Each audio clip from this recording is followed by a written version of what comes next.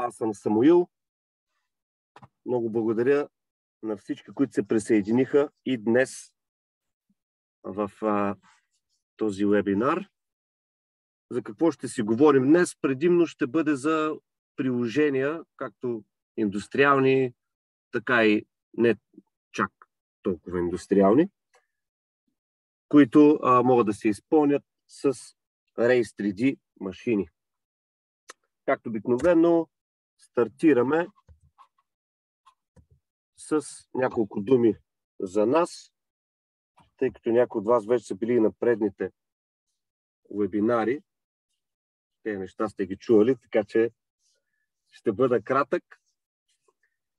B2N Trade е нашата фирма. Ние сме официален дистрибутор за България на редица водещи марки 3D принтери, 3D скенери и софтуери.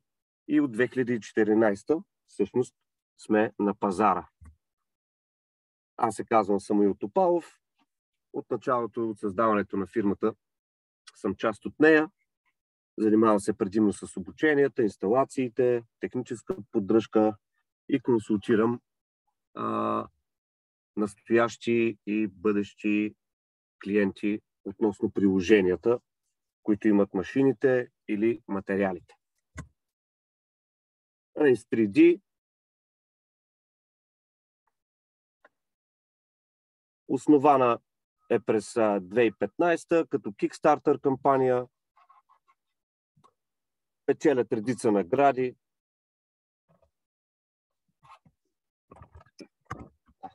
Да ме виждате, извинявам се за прекъсването. Печелят редица награди, както за софтуера, така и за машините, като последните машини, които влезнаха в тяхното портфолио, са Pro 3, Pro 3 Plus и E2 Carbon Fiber.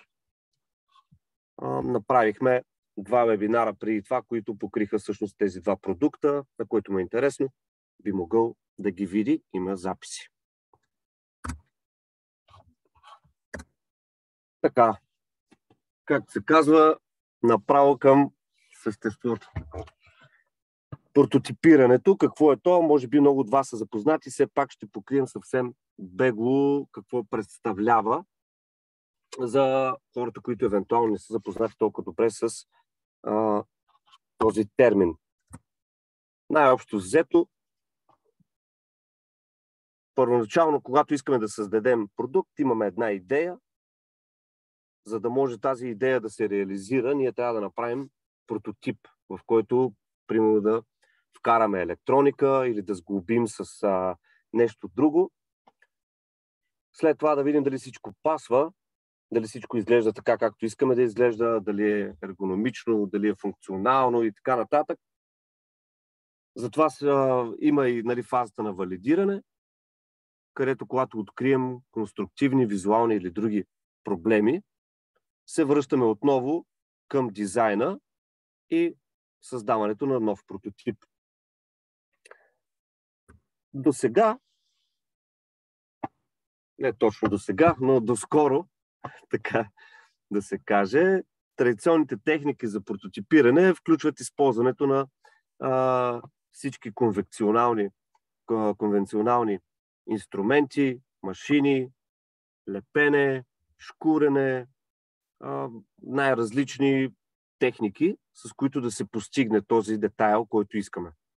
Съответно, тъй като всеки път детайлите са различни при прототипите, няма една точно унифицирана система или схема, по която да се върви, т.е. за всеки прототип трябва да се измисля нов начин, по който той да бъде създаден или да бъде създаден от различни части, които после да се сглобят, което, както може да си представим, всъщност е доста труден и времеемък процес. Съответно, с 3D принтирането процесът става значително по-лесен от гледна точка на използването на всички тези инструменти. Все пак някой трябва да създаде CAD файла, т.е. 3D модела, след което този 3D модел го превръщаме в меш, който да можем да слайснем или да подготвим за 3D принтиране и след това да го пуснем да се принтира. Ясно е, че всъщност това спестява изключително много време, изкарва може би в 95, ако не и повече процента от случаите, много по-точни, много по-добри резултати, освен бързината. В случая може да си позволим да имаме много по-голяма свобода в геометрията, да имаме различни материали, с които да направим. Евентуално бихме могли да направим прототипа и от материала, от който той ще бъде произвеждан в последствие. Така че тук ограниченията всъщност са много малки и имаме много различни варианти, по които да създадем тези прототипи. Общо взето, прототипирането има 3 фази. Първото е доказването на концепцията, т.е. имаме една идея, която искаме да докажем, че всъщност ще работи по начина, по който сме заложили. Тоест, в случая, при първия прототип, в случая да кажем първото принтиране, най-важно е да видим дали ще може да се ползва по начина, по който сме заложили. Външният вид не ни интересува толкова много.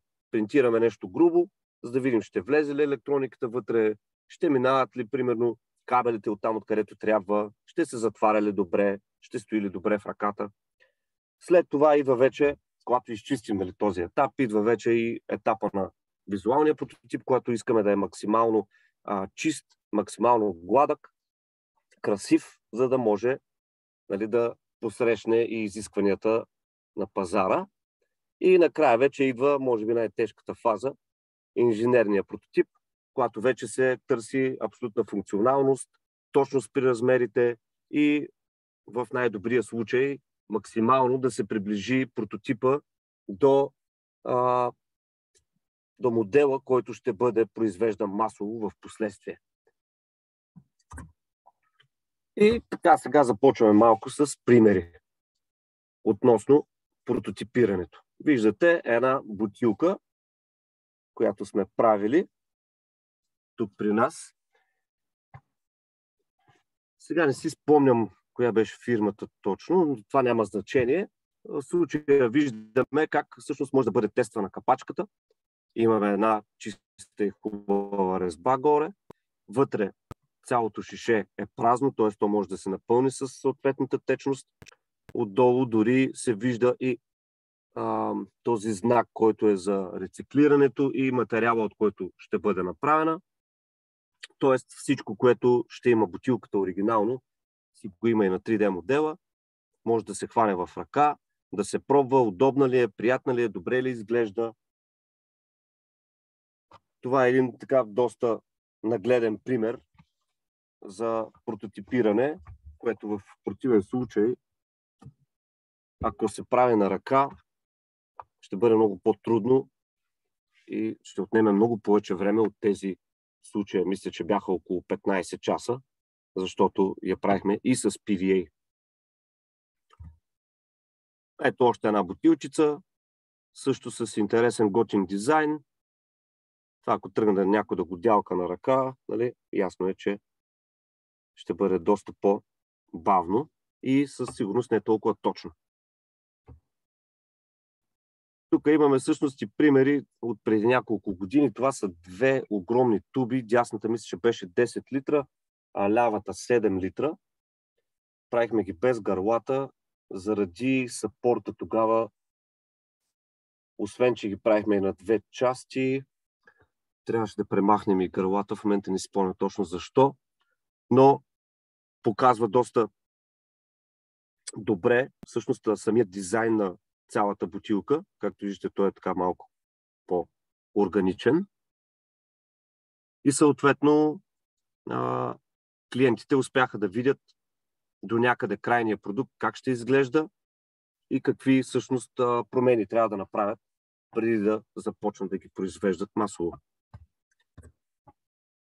След това минаваме и към автомобилната индустрия, където както прототипи се използват и директно функционални части, както ще видим след малко. Ето една функционална част. Всъщност в интериора може би е едно от най-големите приложения при FDM принтерите. В случая могат да се правят най-различни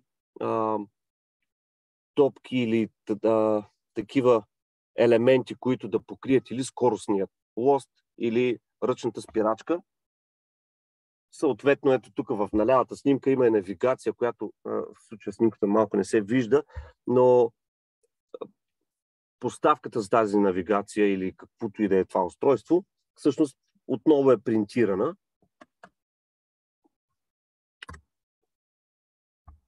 Този елемент в момента, който държи отгоре всичките потенциометри, също е принтиран и в случая те са изнесени по този начин на това място.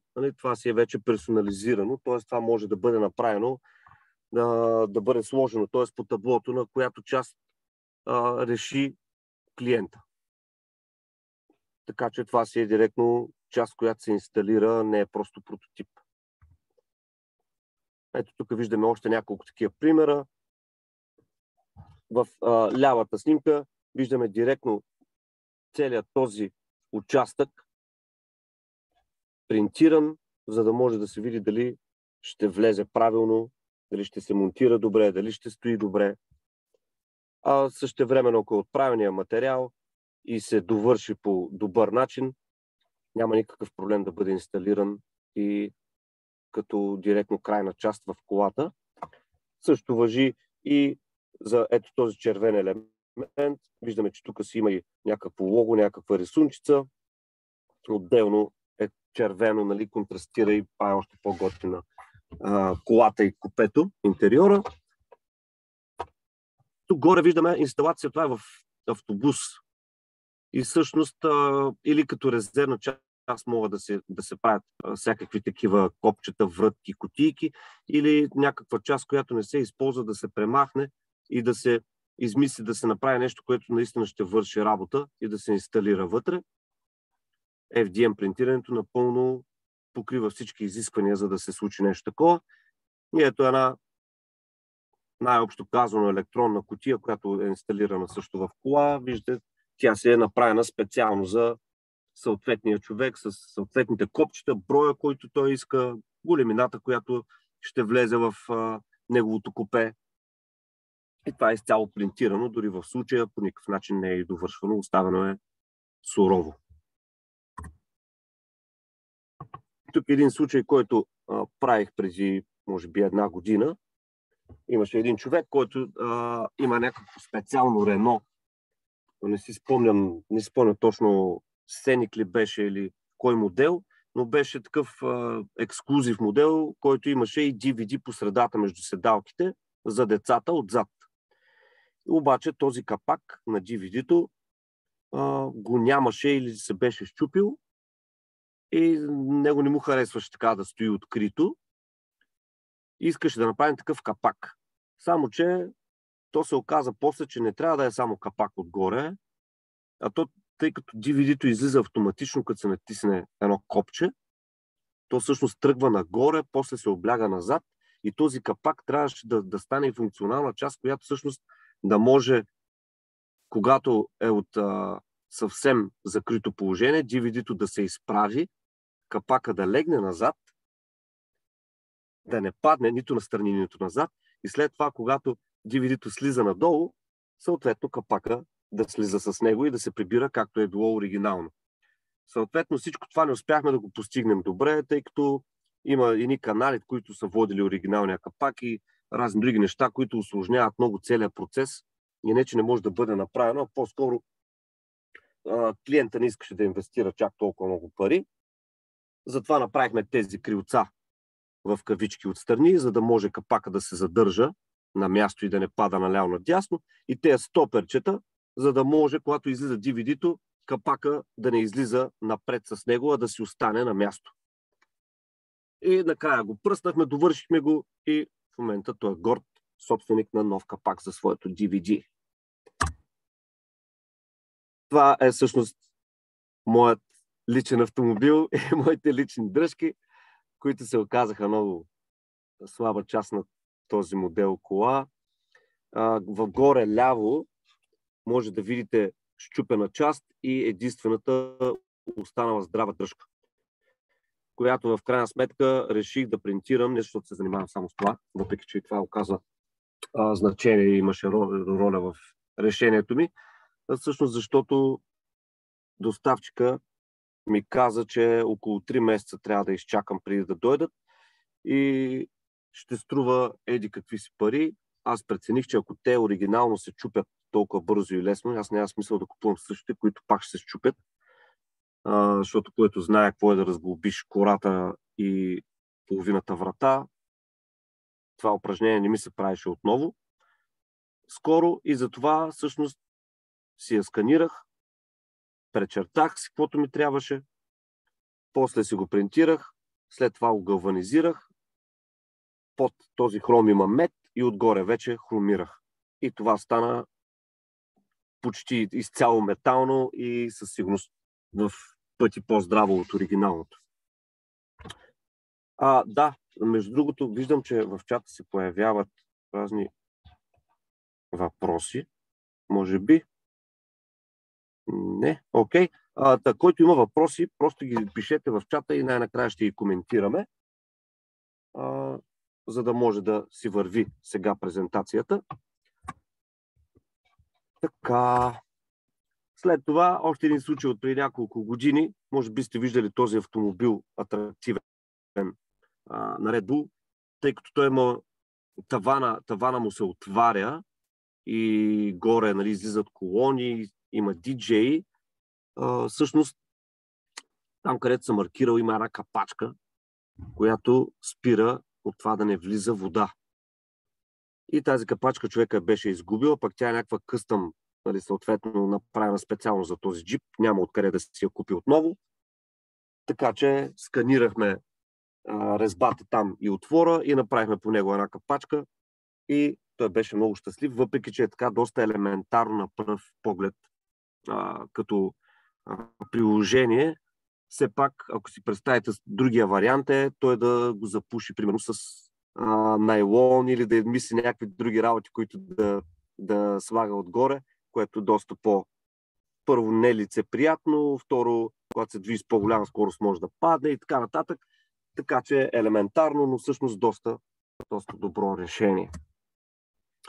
Още примери, за които не успях да открия снимки. За съжаление, всички снимки са разпръснати на най-различни места. За тези не успях да открия, така че набързо ще разкажа. Капачки за джанти беше едното, което правихме за една клиентка, тъй като тя имаше някакви специални джанти, за които капачките или не се продаваха като отделна част, или бяха много скъпи, или само от щатите, нещо такова. Реално тя имаше една останала, сканирахме я, пречертахме я, принтирахме я, напръскахме отгоре с един спрей и те директно се заспаха. Това се случи, може би, в рамките на 2 дена. Нещо такова. Другото беше поставка, беше някаква специална поставка в автомобил, която човека искаше да преправим, защото, примерно, беше поставка, да кажем, за iPhone 5, примерно, и той искаше да стане за Samsung Galaxy 12. И сканирахме това, което имаше, след това го дооправихме така, както трябва да бъде и го принтирахме, за да може да се върне, тъй като тя има така подвижна част, има и част, която е инсталирана директно в колата за винаги. Нали, това беше причината той да не смени тази стойка, защото трябваше да оставя една дупка там или нещо такова. Но, съответно, могат да се правят, тъй като някои коли нямат много удобни или нямат достатъчен брой такива поставки за чаши, могат да се правят и поставки съответно за чаши. Или бутилки, или кой каквото му е готино. Отделно, един от последните проекти също правихме такива орнаменти и фигурки за един Харлей Дейвидсън. В случая беше череп на задния калник и мисля, че още един на предния. Тоест случай, какво направихме? Сканирахме този калник, на базата на него огънахме, нали, направихме черепа така, че да ляга добре. След това го принтирахме, галванизирахме и човека си го инсталира на мотора и беше всъщност доста готино. Може би тук трябва да кажа, че една от най-големите, може би най-големият сегмент при FDM 3D принтерите е принтирането на прототипи. Нали, всички тези работи тук говорим за доста също и функционални елементи, но най-голямата част като процентно съотношение са прототипите. Прототипите и така наречените jigs and fixtures, т.е. различни уреди, които да спомагат за производство или за като цяло спомагателни елементи. Ето тук е също готини проекти от преди няколко години, които също изглеждат доста елементарни, но се оказва, че решават много проблеми, тъй като при осветителните тела, особено когато вече са произведени, или няма резервни части, или нещо трябва да се подобри и съответно това няма как да стане от производителя. Или производителя иска да подобри пък, да кажем, една определена част от своето производство от сериите за определен клиент и негово изискване. И тук идва 3D принтирането. Вместо да се прави нова матрица, и, нали, от която да излезнат, да кажем, 1000 части само, или 500 или 100, идва 3D принтирането, правим модела така, както искаме, за да пасне на изискванията, и след това почва принтиране. Има фирми в Холандия, мисля, че беше тази фирма, които си правят цяла ферма от над 100 принтера и всички тези капачки по своите осветителни тела ги принтират. Те си правят направо серийно производство. Какво е готиното на това? Да, себестойността може би е малко по-висока, но готиното е, че във всеки един момент, в който се реши, че може да трябва или е наложително да се смени дизайна, това се прави и точно след като е готов дизайна, започва производството на новия дизайн, без да се чака отново правене на матрица и така нататък. Тоест, доста по-гъвкаво е, а с такъв брой принтери може да стане много бързо. Така. След това резервни части и персонализирани или модернизирани части от стари машини. Какво имам предвид с това? Вдясно виждате едни дръжки, които също са от стара машина. И реално тези дръжки, те са били направени преди, да кажем, 30-40 години. Тоест, те биха могли да претърпят някаква оптимизация. В случая говорим за тях, но това се отнася за всеки един пластмасов елемент или елемент, който би могъл да бъде направен от пластмаса при такива стари машини. Също той да бъде оптимизиран, по-ергономичен, по-малък, по-здрав, по-готин, дори, ако искаме, и да бъде принтиран. А вляво виждате уплътнения за кутии, които трябва да се потапят под вода.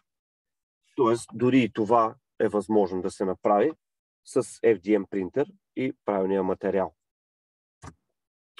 Сега съм подготвил няколко клипчета, от които няма да гледаме целите. Искам само да ви покажа определени части, защото това също е едно страхотно приложение на FDM принтирането.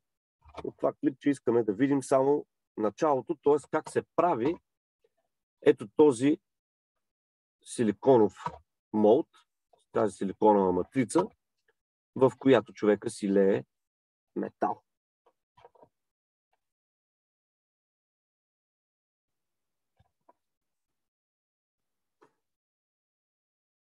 Ето виждате матрицата. И колко добре се е излял силикона. Мъжкото и женското. И по-напред вече в клипа човека излива. Всъщност може само да видим финално. Ето каква част излиза оттам. И той си го прави, грубо казано, в домашни условия.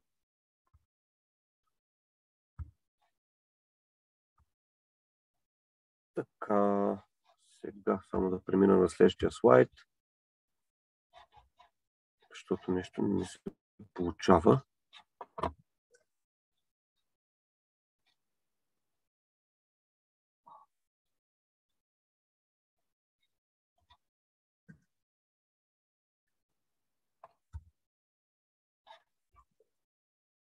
Извинявам се, но нещо става и не мога да мина към следващия слайд.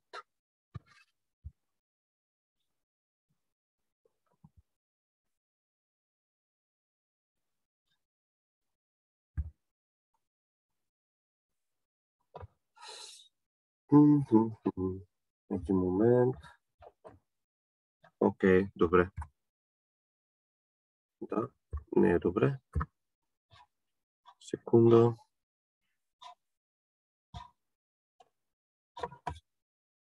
Така, още едно много готино приложение, което имаме с принтирани отново молдове, матрици на FDM и всъщност с такъв карбон на нишки и смола. Виждате тук на първоначалната снимка е направена дръжка за спирачка, отделно и още един елемент. Само ще ги погледнем, няма да задълбочаваме във видеото. Съответно, който после иска, може да погледне тези видеа или да му изпратя линк. Специално тази технология наистина е изключително готина и с така доста добро приложение, защото не изисква много скъпа техника, така да го кажем, не изисква изключително много знания, а както виждате тук, крайният резултат е доста впечатляващ. Ето, това са детайлите. В случая този е полиран, този не е полиран и ето едната матрица, ето това е другата матрица за спирачката. Общо взето, какво прави човека? Излива, първо слага нарязания карбон, излива смолата, притиска и след това изважда готовия модел. Най-общо е това. И още едно страхотно приложение. Всъщност много хора в България го правят това нещо и с PLA. Естествено, който иска още по-добри резултати, би могъл да ползва и филамента Polycast, така наречен. Тук също няма да задълбочаваме толкова много да гледаме цялото видео.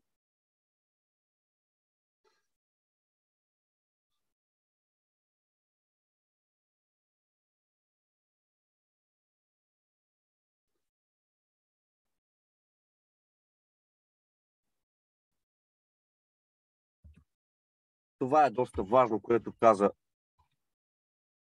човека, всъщност, че оставя SASG под 0,003%, което е абсолютно задоволително, за да се получи един страхотен резултат накрая. И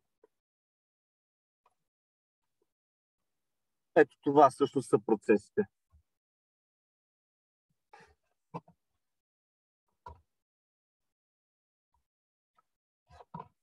За да не гледаме цялото видео, най-общо първоначално имаме 3D принтирането с този материал. Ето, те тук се използват и Race 3D машина.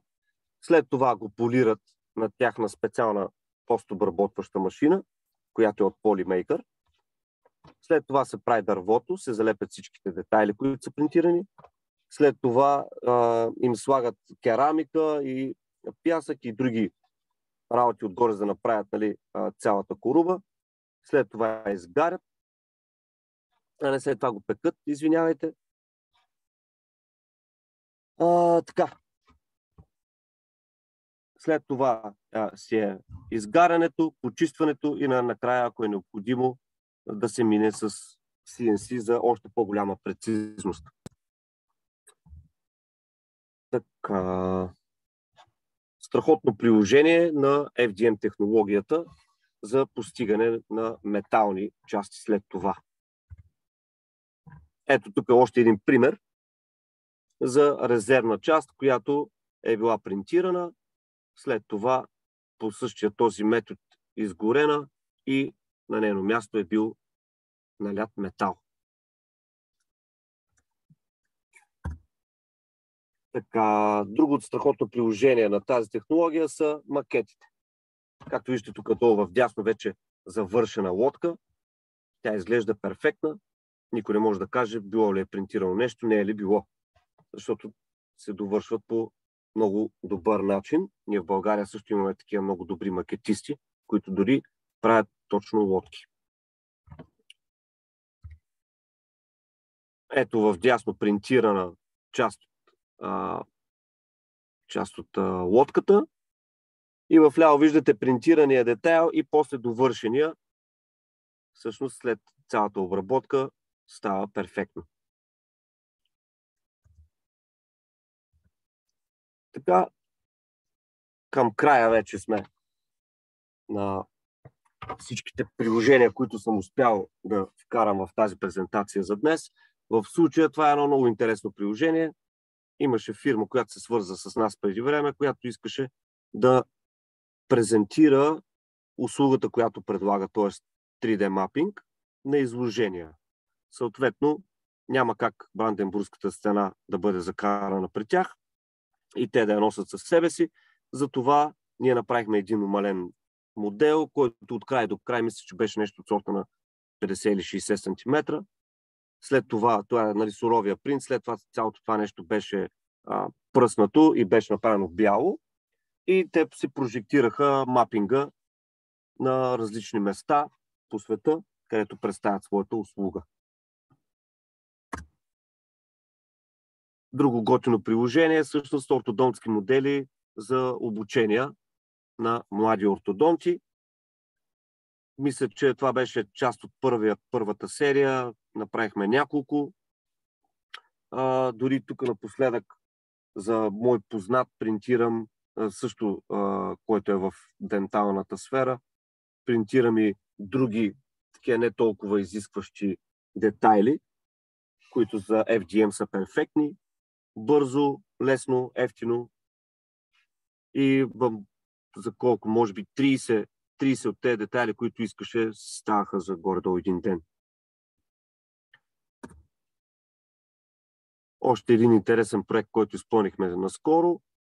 Реално това е една скулптура, която ние принтирахме на части и залепихме. И след това в случая тя беше довършена и покрита с няколко вида различни материали, за да може да стои навън. Но част от скулпторите използват тази технология и за да направят или калъпи, в които да леят, или директно да леят в метал. Зависи коя технология иска да използва, нали, и какви резултати търси. Така че 3D принтирането и точно, нали, за Race 3D в случая много добре пасва за такова приложение, заради височината, която има плюс версията, т.е. 60 см височина, което никак не е малко, тъй като в повечето случаи тези фигури стигат до, да кажем, 2-3 метра, което означава да се разреже на няколко части фигурата, което не е чак толкова много. Като време, иначе не мисля, че около седмица, защото ползваме няколко машини и отделно към 5-6 кг материал. Съответно, в случая сме ползвали малко по-голямо запълване, тъй като това няма да изгаря, се очаква да стои навън и да има по-голяма здравина. Също от последните проекти сканирах Георги Мамалев за представление, което готвят сега. И виждате всъщност главата му, сложена на стандартен бюст, може би 17-18 век беше, нещо такова, отдолу с подложчица, с надписче и всъщност това после ще бъде довършено отгоре с спрейове, за да може, нали, да има малко по-добра структура. Но тъй като е за голяма сцена, те не търсиха изключително голяма точност, защото ще стои надалече и имаме един страхотен детайл от декора, който ще има представлението, който изпълнихме за, може би, няколко дена. И мисля, че да, това е всичко от мен. Ще се радвам много, ако споделите и вашия опит или попитате нещо, ако ви е станало интересно и не съм споделил относно тези проекти.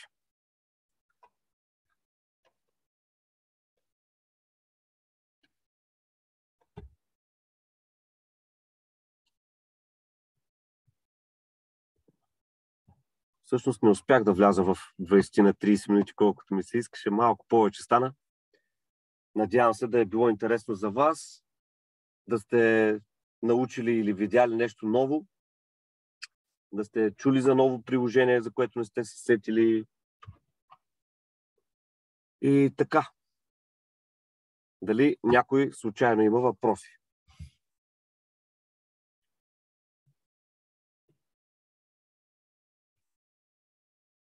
Разбира се, вие винаги може да ги зададете и малко по-късно.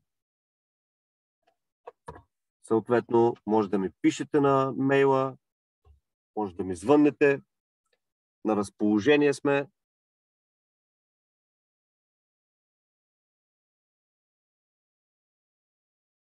Само секунда, за Idea Maker нищо не чухме, казва Волен Домозинов. Това е защото за Idea Maker смятаме да посветим един цял отделен вебинар. Защото той не е просто, не е просто слайсър, а той е слайсър с доста добри и многобройни функции, което заслужава само по себе си да има отделен вебинар и да си му отделим така и 30-40 минути поне, ако не и повече. И Станислав Пенович пише препоръка за добър бюджетен принтер за хоби начинаещи. Бюджетен принтер зависи какво точно визирате. Значи ние към момента не предлагаме такива принтери, които да са за 200-300 евро. Така че при нас бюджетните са малко по-скъпи от тези, които масово се продават на пазара. Смея да твърдя, че цената е оправдана, защото това, което дават тези принтери, всъщност наистина е голяма надежност, повторяемост, стабилна електроника, добър софтуер. Ясно ми е, че ако някой иска да си го вземе просто за вкъщи, не е задължително да е готов да даде, да кажем, 5 или 10 хиляди лева. Но съответно вече всеки решава според бюджета си и крайния резултат, който иска. Така че препоръка в случая по-скоро ще се въздържа, защото това е плод на малко по-дълъг разговор, който включва какъв точно е бюджета, какво се очаква от този принтер, каква големина искаме да има, какво искаме да принтираме с него, колко често искаме да принтираме и така нататък. Така че ако желаете, винаги може да ми се обадите, виждате телефона или съответно да дойдете на място или да ми пишете, защото аз нямам нищо против да помогна в избора и на някоя друга машина, която не е от нашата гама, но там не съм толкова запознат и толкова компетентен. Тоест, в случая, когато препоръчвам от нашите машини, аз препоръчвам машини, с които съм работил вече години наред и познавам в дълбочина. Докато, ако говорим за някаква друга машина, ще знам толкова, колкото знаят и хората, които гледат съответните клипчета, които и аз бих изгледал, или четат информацията, която и аз мога да прочета. Така че, да, може да ми се обадите, може да ми пишете.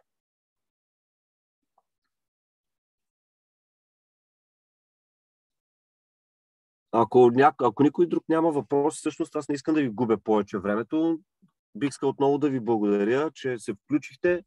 Надявам се да е било интересно, надявам се да е било, да се е заслужавало тези 35 минути, които отделихте.